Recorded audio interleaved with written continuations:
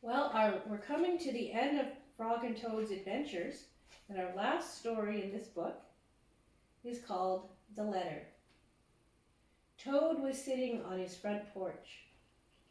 Frog came along and said, "What's the matter, Toad? You're looking sad." "Yes," said Toad, "this is my sad time of day. It's the time when I wait for the mail to come. It always makes me very unhappy. I wonder why it makes him sad when the mail comes." "Why is that?" asked Frog.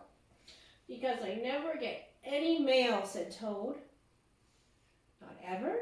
asked Frog. "No, never," said Toad. "No one has ever sent me a letter. Every day my mailbox is empty." "I bet you your mom and dad get a lot of mail. Do they like the mail?" "I imagine there's lots of bills that they have to pay in the mailbox." "Every once in a while it's nice to get a card or a letter, but mostly it's bills and advertisements." Well, Toad is feeling sad because he'd like to get a nice letter or card. He said, "That's why waiting for the mail is a sad time for me." Frog and Toad sat on the porch feeling sad together. Sometimes you can be a good friend by just being with your friend and sitting there with them if they're feeling sad. And that's what Frog was doing for Toad. Then Frog said, "I have to go home now. There's something I must do." I wonder what Frog was going to do. He hurried home. He found a pencil and a piece of paper. Do you think you know what he's going to do? He wrote on the paper. He put the paper in an envelope. On the envelope he wrote, yes, you guessed it, a letter for Toad. Frog ran out of his house and he saw a snail that he knew. "Snail," said the frog, "please take this letter to Toad's house and put it in his mailbox." "Sure," said the snail, "right away." Do you think the snail's going to get there very quickly? Do snails move very quickly? Then Frog ran back to Toad's house. Toad was in bed taking a nap. "Toad," said Frog, "I think you should get up and wait for the mail some more." "No," said Toad. He was just in bed feeling sorry for himself. "I'm tired of waiting for the mail." Toad goes to bed a lot, doesn't he? Frog looked out the window at Toad's mailbox. The snail was not here yet. "Toad," said Frog, "you never know when someone might send you a letter." "No, no," said Toad. "I do not think anyone will ever send me a letter." Frog looked out the window. The snail was not there yet.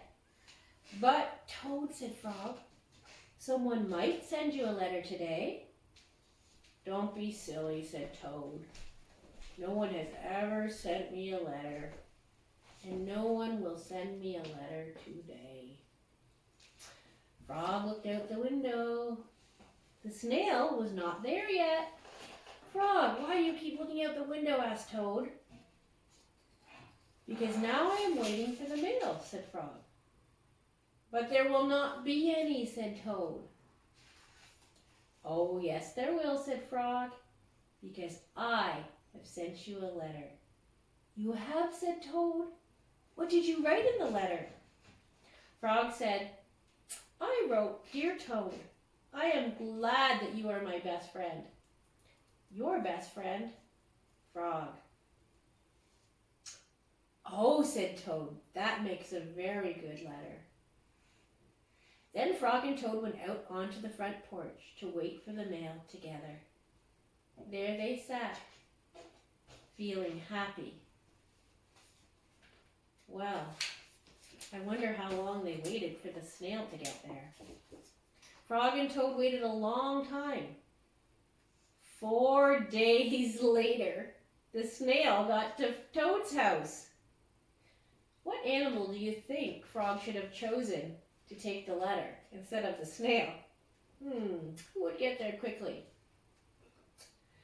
Well, Frog got the letter from the snail and gave it to Toad. Even though Toad already knew what the letter said, he was still very happy to receive a letter in the mail. Well, I hope you've had fun hearing about Toad and Frog and how they were good friends to each other. Remember, if you want to have a good friend, be a good friend. That's all for today.